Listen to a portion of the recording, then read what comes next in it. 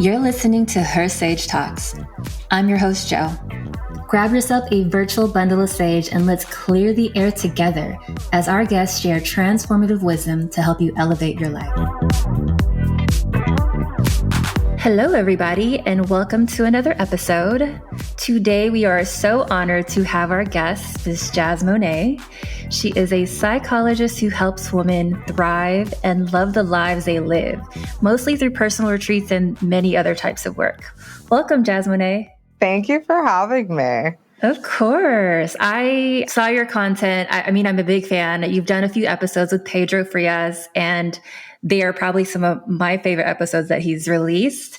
And then I found you on Instagram. I love the work you do. I think I've benefited a lot from some of the content that you post, just trying to navigate relationships and help myself grow, hold myself accountable and whatnot. So I'm really, really thrilled to have you here on the show today. Yeah. When I got your message, I was like, yes, I cannot wait to dive in. I loved our conversation from when we first met. So I think this will be a lot of fun. Yeah, no, I agree. Well, can you share a little bit with our audience, the type of work you do and what you specialize in and how you help women live their best lives? Yeah. So I'm a licensed psychologist. I also do a lot of work in sex therapy around intimacy and sexual exploration.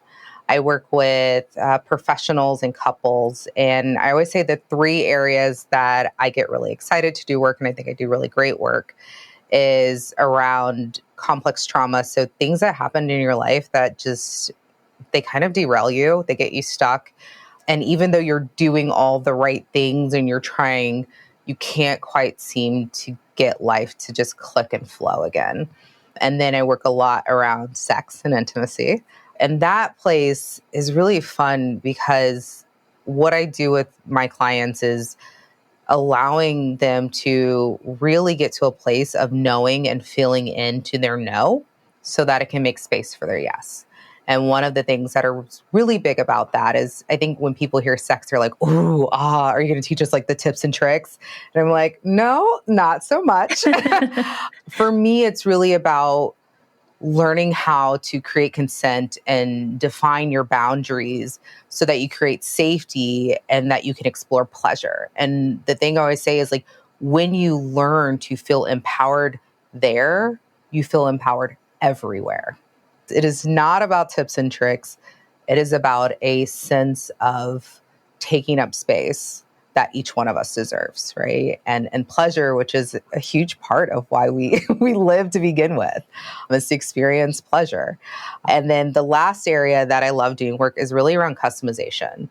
For most of us, we've learned to live on some version of a conveyor belt. This is what you should do. This is the type of life. This is the type of person you need to be with.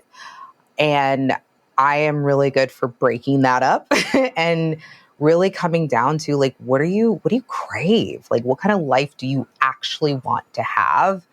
Let's figure out how to design that. So those are my main staples and areas of focus. And I was doing private practice and just didn't feel like it was enough and that it was still limited and that there was more I could do. And I decided to move into retreats. So yeah, so that's the new thing. Yeah, no, that's great. It's so cool because I feel like I do a lot of work on myself, for example, and I know a lot of my friends who are females that do a lot of work on themselves, but like talking about intimacy isn't really something we think about, or like exploring what that looks like for us until we're put up against what put actually in an intimate space of where we have to react. And it's not so much something that you, I guess, explore or want to grow through. Can you dive into what that kind of work looks like a little bit? Yeah. So I think going back kind of what you're saying with you and in Friends is so often we're told not to think about sex, not to talk about sex, not to consider sex, not to consider our bodies, to stay far, far away. And then for most adults, right, there are those who identify as asexual or somewhere on that spectrum of asexuality who may not want it. But for most people, you want a sexual relationship. And for most adults, you're not trying to procreate for your entire life. And so then there's this whole world of like, then why do we have sex? Why does intimacy exist? Only now we don't have the words. We aren't comfortable in the like physiological sensations of having sex, of saying what it is we want. And so all of these experiences of feeling violated or feeling paralyzed or having, subpar experiences around pleasure, around satisfaction, they all happen because we've never learned how to sit and feel and talk and explore sex in a way that feels true to us. And most of us, the way we learn is by everything that we don't want to happen. And if we're lucky, then we fall into a great sex life, right? Like we have bumps and bruises, but I think for so many more, you just slowly shut that part of your life down. And it's like, well, I'm never going to get this, or I could never ask for this, or I feel gross when I talk about this, or I don't know how to give feedback around this. And we become so small, and you can't be empowered and you can't be a whole human if you can't touch this very salient part of your identity, like your erotic identity. Yeah. It's so interesting that I feel like this work is so much needed because I grew up Catholic. So, for us, it was kind of taboo to talk about these kinds of things. Like it was just not like my parents didn't even talk to me about, about the birds and the bees growing up. It was just not, it was off the table. And I think a lot of people, especially women, our sexuality is put into like this box, and we're not allowed to open the box until people say it's okay, our partner, whoever says it's okay to open the box and it's time to open the box. Or we talk about motherhood, then we're just like, okay, how does that work? But outside of that, it's never really something that is discussed in open forum. Like it almost feels, I don't know if you remember, but like pleasure parties used to be a big thing back in the day. And then like, oh, my girlfriend's having one, my girlfriend's hosting one, and we kind of like show up and then we don't tell anyone. I was gonna say, even with those, right? It still is very limited of like, it's oftentimes positioned around your pleasure, but your pleasure for your partner's pleasure of like, this is how you will turn them on, right? Versus like, what is pleasure like for you? Or even like, what do you want? And like, it says a pleasure party, but there's a very specific small space of what pleasure can and should be. And so, yeah, I remember hearing about those and just like, yeah, they're not advertised anywhere. You just have to know somebody, right? And it's not focused on education as much as it was typically focused on sales, right? And I'm going to be on my little high horse for a little bit. A lot of those products weren't even good for women bodies or female bodies, right? That a lot of the products was like, no, you actually don't want to use that down there. Don't do that. Right. Right. Yeah, no, you're so right though. It's now that you bring it up, I just have never even thought about talking about that with my partner, right? Like, what are some ways that you've helped people reignite intimacy, like in the relationships, or, women explore what pleasure looks like for them? Yeah. So it's really funny. I work with both individuals and couples in this area. So it looks different depending on whether it's couples work or individual work. But I think one of the things with couples is I usually take sex off the table because I always say like we have a very small definition of what sex is. And so let's take that off the table so we can actually create a new definition of what sex and eroticism is. And so after that, it starts with, I like to call and develop what's called your erotic pantry. Like if you're ever hungry and like you go into your pantry and there's a good pantry when it's like, oh, there's like some chips and then there's some granola, there's some cookies, right? And I can figure out what I want for each day of the week. And I'm like, we need a pantry like that for our erotic life, right? Where it's not just penetrative sex or we kiss and make out, but really exploring like what feels good to me, What happens if I'm busy and I'm working? What happens if we're parents? What happens if, you're really into it and I'm not? Most people don't have a really well-stocked erotic pantry. There's like one or two things, and if neither one of those are gonna fit, then everything's off the table. And so I really like to start is like starting to explore what you can put in your erotic pantry, like, and having conversations. And I think that is one of the most foundational parts of improving your intimacy and your erotic life is, can you feel comfortable talking about sex? I think you just mentioned it, but the amount of couples who have never asked their partner, like, what do you like? Or I know we did this thing. How did you like it? Did you, and what part of it did you like? Was it for you? Was it for me? Did we both get something out of it? I've heard in the past where it's like, is this an adult podcast before I go into some saucy, Yeah. some spicy spaces? So I'm gonna go a little spicy real quick, right? So let's say I'm giving oral, right? And, I'm giving it and I'm like, oh yeah, my partner really loves this. Yep, I am working it out. And my partner's over there that's like, man, they must really love this. They're working out. It's not doing anything for me.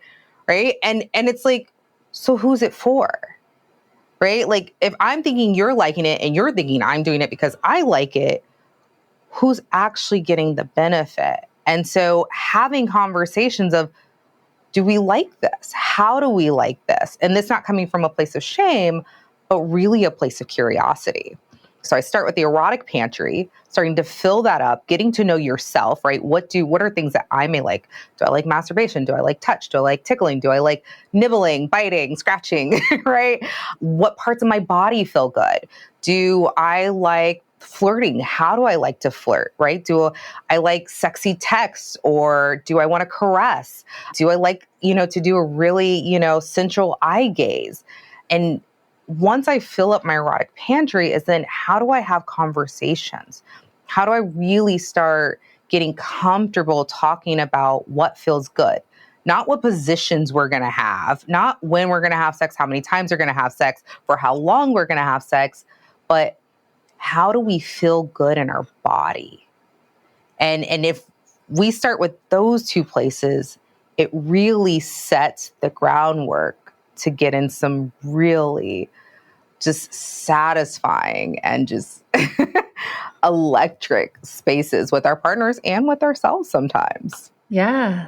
I think everyone aspires to get there with their partner or with themselves, right? Who doesn't want to? Like, what are some of the challenges, the common challenges that you see people face? Is it more of like them not knowing themselves, or is it more of how to communicate those needs with someone else? So that's a hard one because everyone comes in with a different story. I think if I had to really kind of group it into like big basket items, there is a group where I freeze.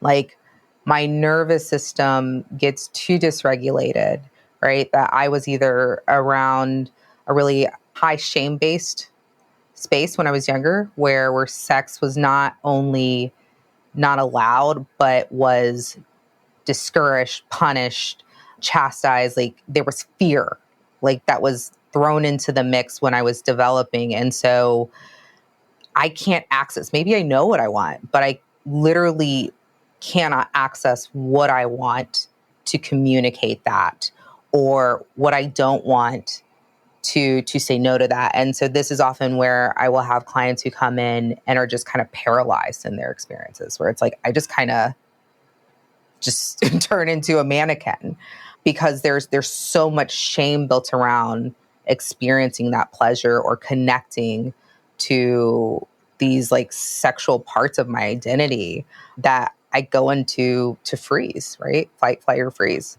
There's another group where I think I don't know what I like. I think this also often circles around shame, but I don't know how to do that exploration.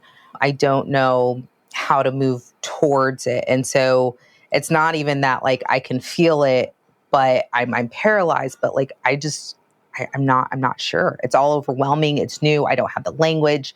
I don't know what is considered normal or abnormal because I can't talk to my family. I can't talk to my friends. I'm afraid to go get a book. I don't watch porn, you name it. And so literally my world is just me. Everything that we become proficient in our life comes through education and exposure. And so then I'm just stuck waiting till I'm exposed more and more and more. And that can be a really long and arduous process. It can be painful. There can be a lot of mishaps along the way because I have never been taught how to seek the education and I didn't receive it. The last group, I do think it's around communication where it's like, I want these things, but whether it's the societal cues, right, of what we're allowed to ask for, what we're told we're supposed to ask for, who's supposed to initiate, or what is the gold standard of sex. And so I struggle in having that communication with my partner, with myself, of like how to get my needs met. So whether it's paralysis, whether it's just ignorance, or whether it's the communication, I think those three buckets often lead people to me. And really as a place of like, this is a significant part of my life. It's a significant part of my relationship. And it's causing a lot of distress. Yeah, no, I can totally align with, I think I might even fit into a few of those buckets, right? Like little crossover. Growing up heavily influenced by, Catholic parents, and then also, having been through different relationships where you were shamed or what have you, or experiencing different traumas. So I can definitely see how those things can play into creating like a really satisfying intimate life.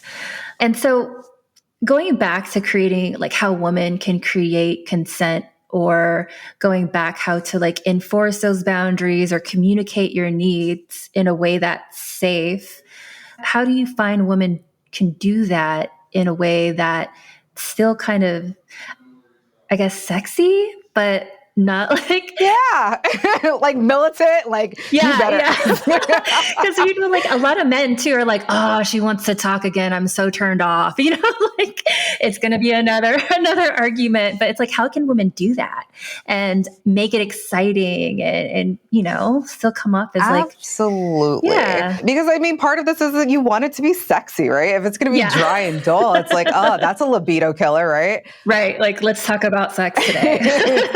Like, oh, okay. Like, do we always, so a lot of what I do is not because it's like, these are things that need to stay, but my true belief is that most people failed sex education. I would argue at least 90% of people have failed sex education because they didn't get it, right? And if they got it, they got a very subpar version of what sex education should be. So a lot of doing this is you're putting in those first like foundational steps so that you can move more freely. So actually doing steps allows for a much more robust sex life. So I think that's the first thing, is setting the stage of like, this isn't like you're going to be doing this for the rest of like, hey, let's sit down.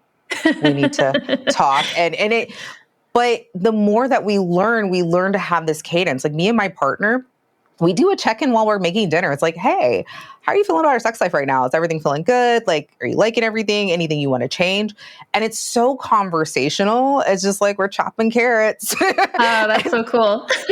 Right? And it doesn't feel like this big, enormous thing. And we kind of be like, yeah, like either like, I realize like, we're not doing as much as we want, or we are doing, or, hey, I've been wanting to try this thing, and it's so fluid that it doesn't feel like, oh, okay, she's taking me to have the talk again. It's the same way that we check in about our health or our finances. So one part is normalizing the conversation, that the more comfortable you are, the easier the conversations get to be. After that, I think some brief education is like only 4% of women actually orgasm by penetrative sex. So if you are at all like curious about mutual pleasure, then having these conversations and really diving in deep into how to discuss boundaries, consent, and pleasure are going to be monumental in being able to create mutual pleasure. Because if you're not feeling safe, if you're not feeling like catered to and feeling included in this experience, you're not going to enjoy the experience, right? That's so much of the way we are taught about sex is around like the male anatomy experiencing pleasure. We don't look at the female anatomy of experiencing pleasure and what it takes to do that, right? And it's not the same mechanism. So part of having these conversations is that we really start getting to this place of mutual pleasure, right? And mutual empowerment and learning to be accountable for our own pleasure, right? That I am not putting all of the responsibility on you to figure me out. You are not putting all the responsibility on me to figure you out. What we do is say, I can figure me out, you can figure you out, and then we come together and we make something magical happen. That's where I start. And the reason why I say we start with creating consent, because consent is dynamic. One thing that happens is often in relationships like, yeah, once I said yes, that's just what it is. That just means carte blanche. And when all of a sudden, oh, I didn't want to have sex and I don't know how to say no because, we're together and we're dating, is like, I look at this consent as like, once I gave it, that was it. Versus no, consent is something you create each and every time. And the purpose of creating it is because you customize consent, right? It is dynamic. It moves. Like consent may be that I want to have foreplay. I don't want to have penetrative sex. It may be I want to have mutual masturbation, but I don't want to do foreplay, right? It could be I want to have sex. I'm not really like into making out right now. So when I create consent, I have so much power to customize the experience. And when I customize the experience, then we're really looking at like, what would be a way for you to experience the maximum amount of pleasure in this moment? Not based off of yesterday, not based off this morning, not based off of before we were parents or we're working in the middle of our jobs, or we're in whatever hustle that we may or may not be in, or our bodies change, is when we create consent, we acknowledge that consent is ever changing. It's this living agreement that we have with each other about what feels good, right? So does that make sense what I'm saying?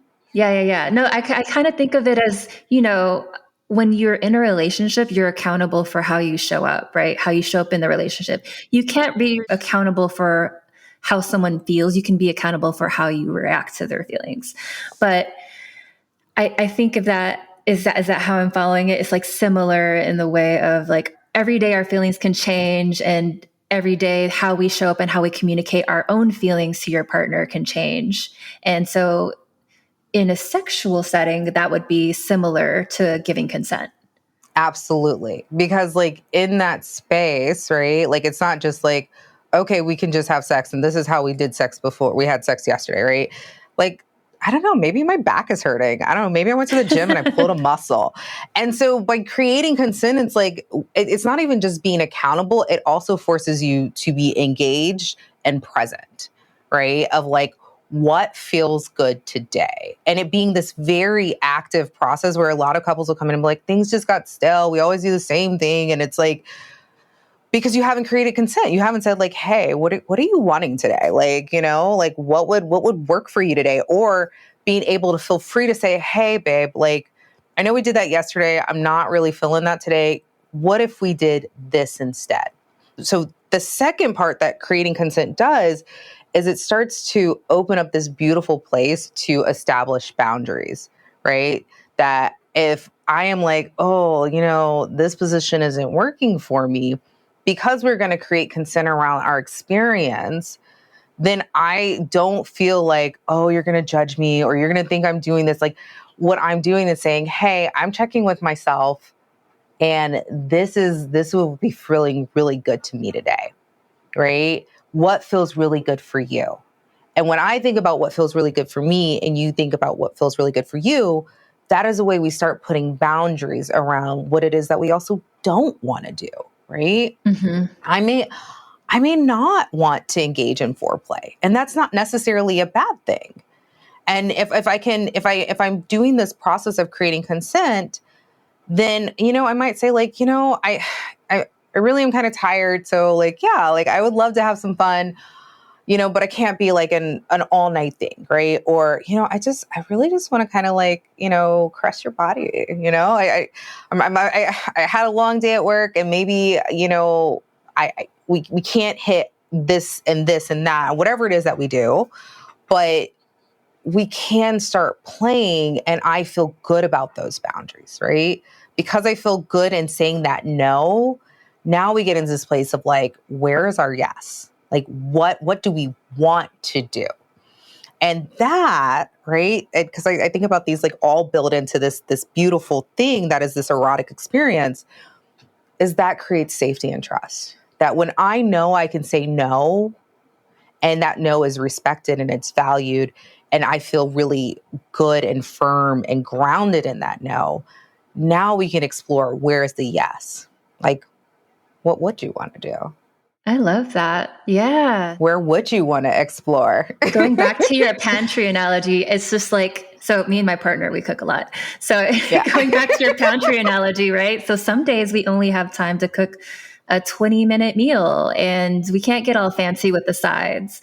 But then on Sundays, we're like, cool, let's go all out. Let's cook something elaborate and let's see what we have to cook within the pantry and let's just make a big feast.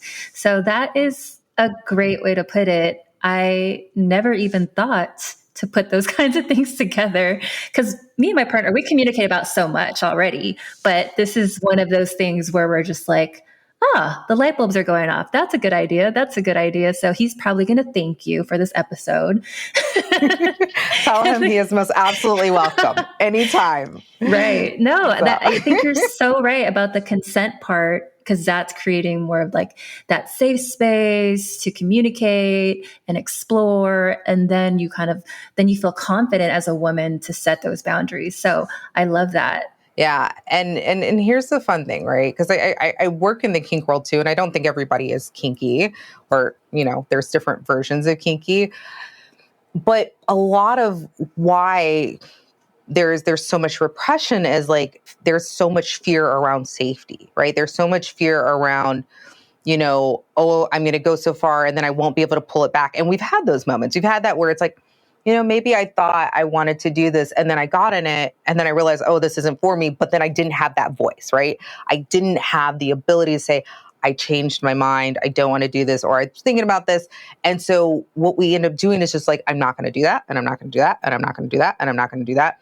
And eventually it's like, well, if it's just mediocre, why do it at all? Right?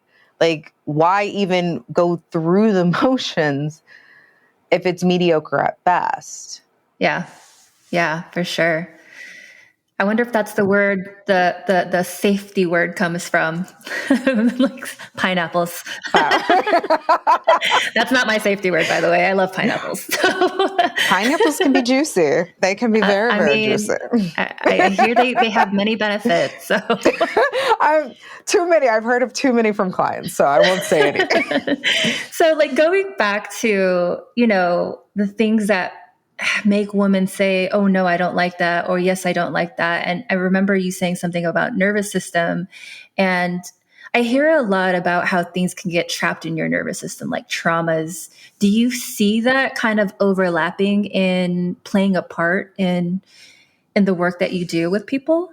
Oh, absolutely. Like, I think everything that comes is from like how we engage with our nervous system. So a lot of the work I do is about reconnecting to your body, that your body knows your true north. And that's whether it comes to your friendships, your career, any decision you make. When your body is aligned, you move much more fluidly through this world. It doesn't mean that everything that happens is perfect, but when things happen, you sustain, right? So when I am connected to my body, I can trust myself to show up for myself, to know where to go and what directions to take. I can sit and hold pain in a way that when you've gone through a lot of trauma and you're constantly in this place of dysregulation, that you start to feel like you and your body are enemies, right? or that because you haven't developed that muscle to be connected, right? That trust and that relationship with your body, you completely shut your body down. And so you stop hearing what your body has to tell you, right? When I say paralysis, it's like that dissociation that people where it's like, I was out, like I wasn't even there, right? I go into a party and I'm so nervous, I'm so anxious that I just left, right? I have no idea what happened. I don't know what the conversations were. And there's some dissociation that obviously is very normal. It's natural. Our bodies do that because they're also doing multiple things. But I think more and more, it's coming from this place of, I don't know how to stay connected to me. I don't know how to stay grounded in me. And so when we're talking about our nervous system, if I have been taught to be afraid of sex, if I've been taught to be disgusted by sex, if I've been taught that I'm going to get punished with sex, or I'm a dirty, disgusting person, there's shame around sex. Well, how am I supposed to stay connected to myself when I'm having sex? Right? Like, here's this one place where I'm like experiencing pleasure, but then I'm feeling shame, guilt, disgust, fear, dread. That's really difficult to stay present for.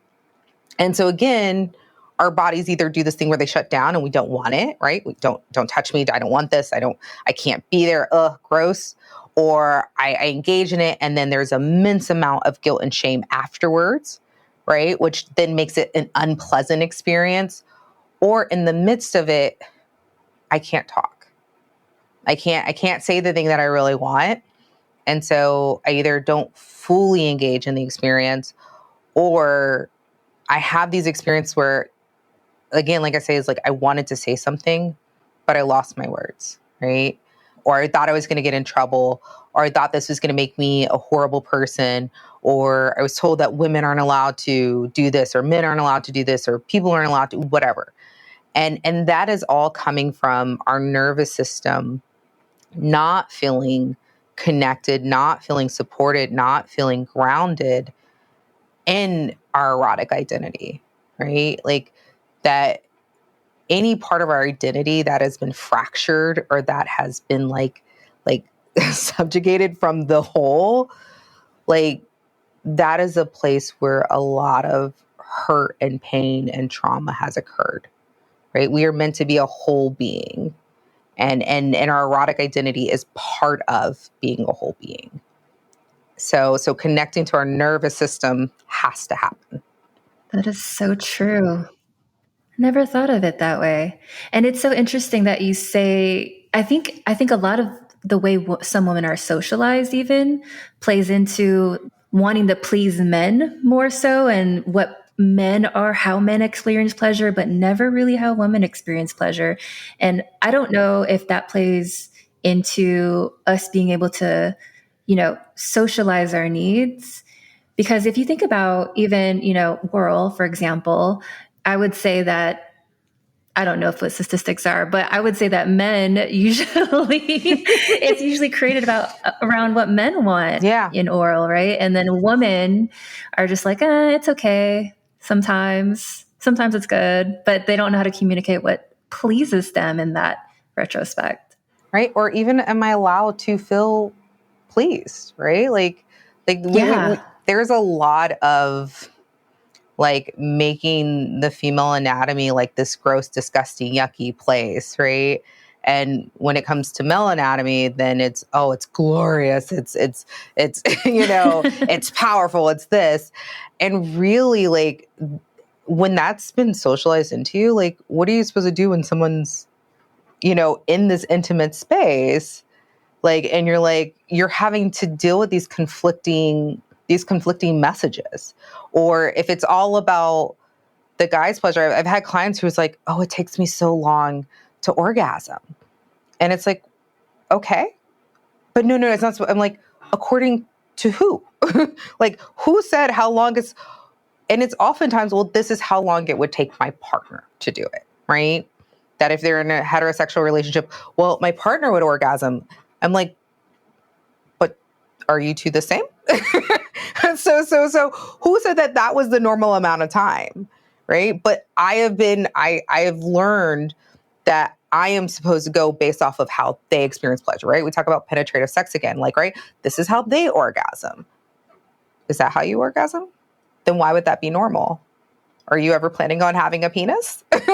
Like, if you're not, like, if you're not going to have a penis, then it doesn't matter how, someone with male anatomy will orgasm if that's not how your anatomy allows you to experience pleasure, right? So separating that comes with like also like having to deconstruct all of these messages we heard, right? And they do live in our nervous system because the moment that we like, right, one of the things with sex is like, it is so intimate, it's so raw, it's so like you at your core that it is all feelings and emotions and sensations.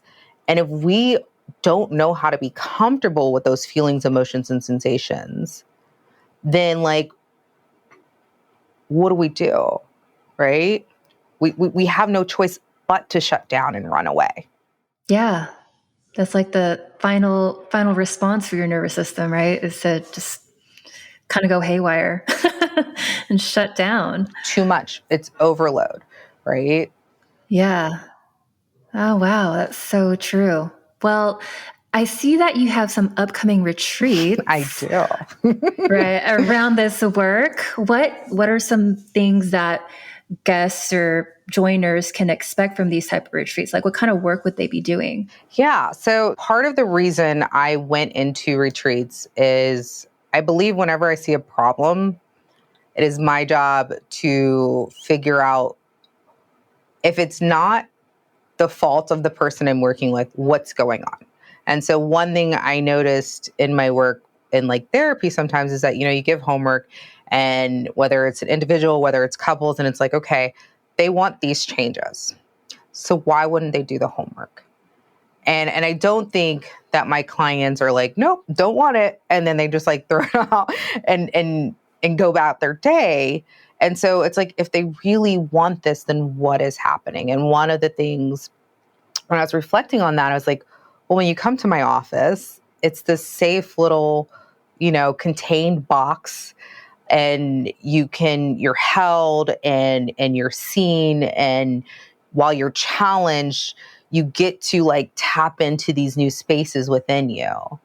However, for homework, you have to go out of the box. You have to go back to this loud, chaotic, scary world.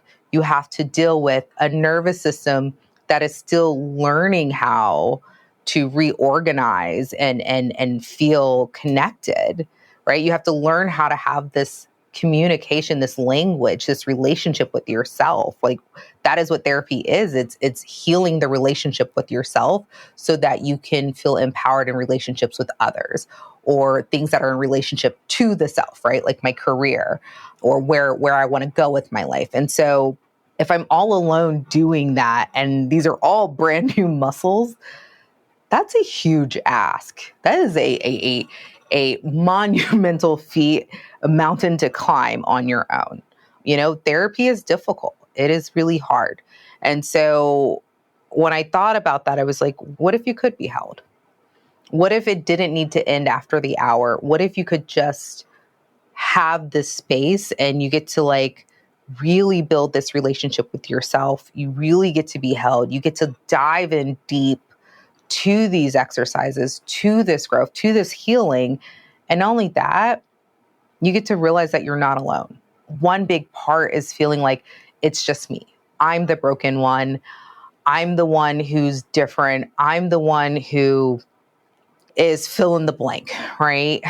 And having a retreat, like having other people who are like, I've gone through that, or I felt that, or I struggle with that, or oh my gosh, me too, right? There's a whole movement around me too.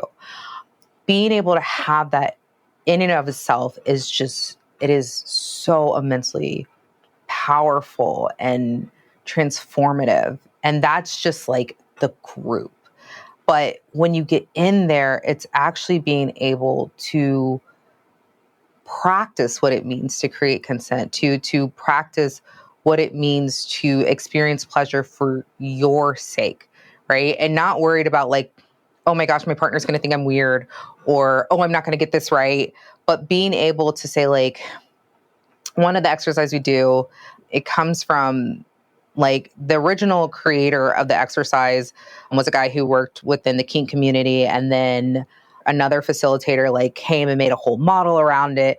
And it's just a beautiful way of breaking down consent. And it really starts with knowing the difference of, touching for me versus touching for you. And so one of the spaces is like, if I want to be touched for my pleasure, right?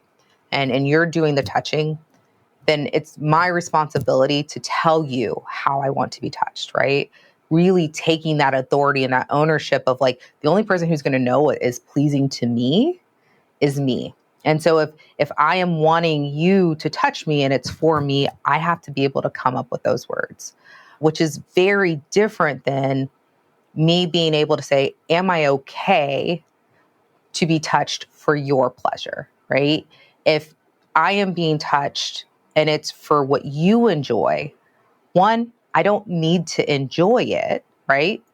I do need to give consent around it. I have to be okay for you to use me, for you to use my body, for you to explore my body for yourself. And that can be a really scary thing, right? Because especially if we're taught to be servers, right? If women are taught like we're going to please, like learning how to take your own pleasure of like, wait, so I'm gonna explore for myself, right? Like I'm allowed to do this? Like this is for me? right. It is so extremely it's so much more difficult than what I think when originally I was like, oh yeah, go back and you could do this. And again, that part of like this really is it is difficult. It is difficult to stay in this like it's for me, right? Or I need to communicate what I want and need. And so learning how to do those exercises, and I really do say it's not just about the bedroom. Because when you learn how to speak for what you need, what you want for yourself, or how to create consent and say, hey, I'm okay with doing this and I can do this for you. And I don't need to do this and pretend to do more or pretend to be more into it. Like that is so empowering that it just gives you so much more freedom in other areas of life, right? Whether it's our job, whether it's our friendships, whether it is as parents, like learning how to do these exercises, they free you up in life.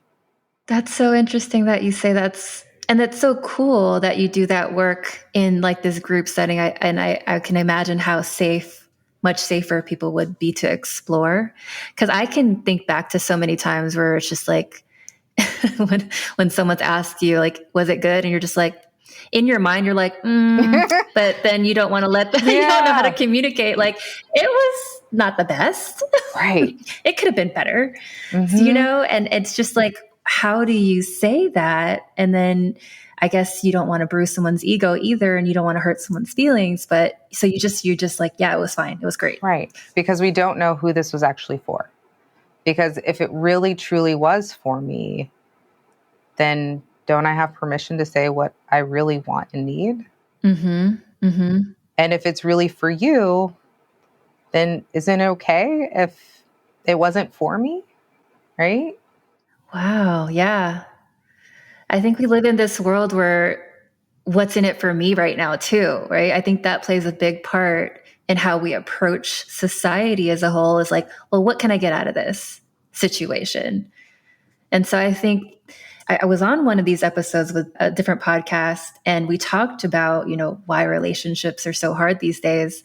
And there's just so much, there's so much choice out there. And then two, I think people are always just, what's in it for me? What can I get out of it? Like instead of working together and communicating what you need today, what I need today. Oh, I'm tired today. Oh, I have a lot of energy today. But how do you balance that seesaw with each other? And it being okay to be different. I think part of it, right, is that we need to be at the same time, right? Versus like interdependency, like a healthy relationship is interdependent, not codependent. It's interdependent, which means that I may be up here and you may be down here. Can that be okay? Right? Or is it, you need me to be down here with you, or you have to drag me up here with you? And that's where that friction starts to build, because it's like, we can't ever be different. We can't be our own person. We can't be autonomous. It always is, it has to be this, and that's impossible. We cannot be that all the time for our partner. So even in the bedroom, right, there may be something you really enjoy. How freeing is it if I don't have to enjoy it the same way you do? What if I can just enjoy the fact that you enjoy it?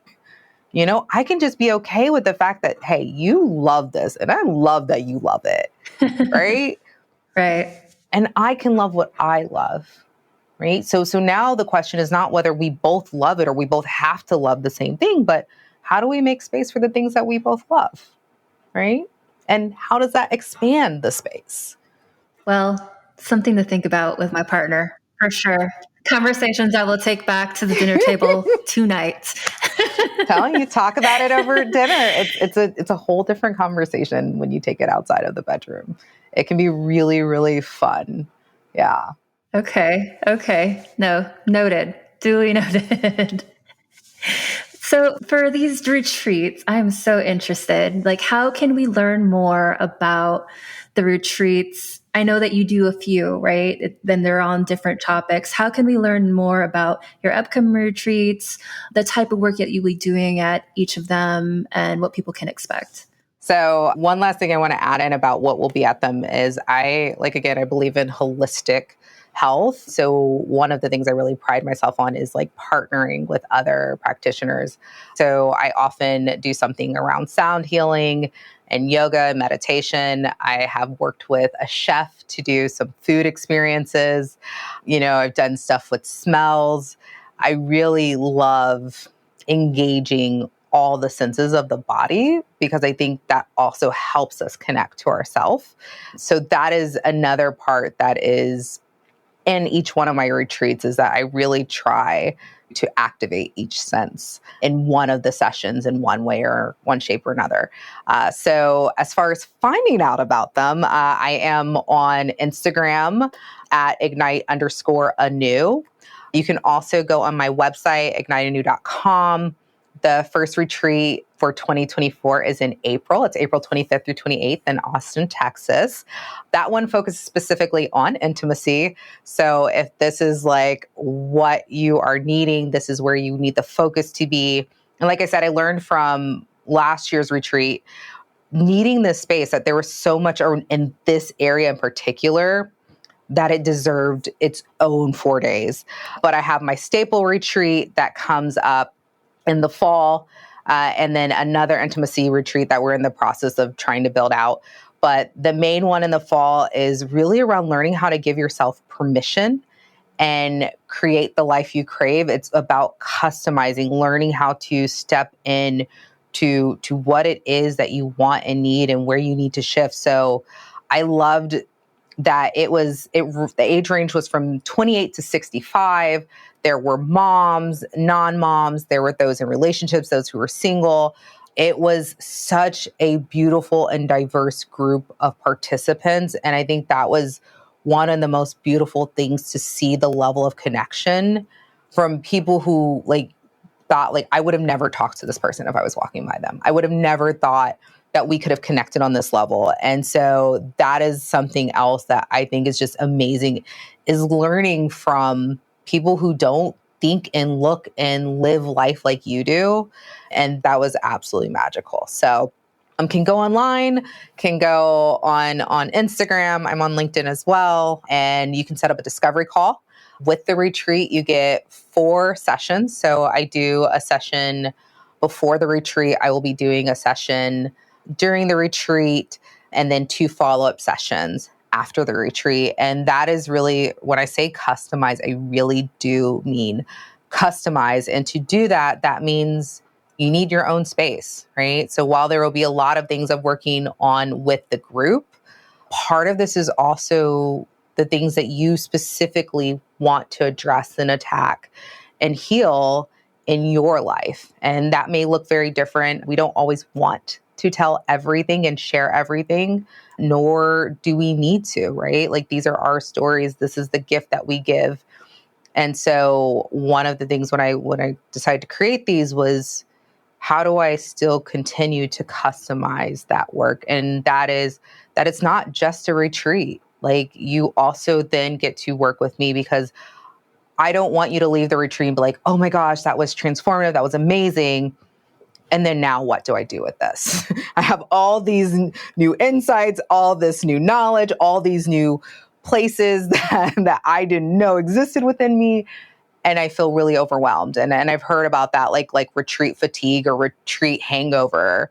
And I really, to the best of my ability, want to prevent that from those who attend. So part of the package is doing the sessions as well. Wow, that sounds amazing. Maybe for Valentine's Day, that's what I'll ask as a present. Yeah, you should come. It's going to be amazing. Let me tell you, there's some goodies. There's some goodies in store.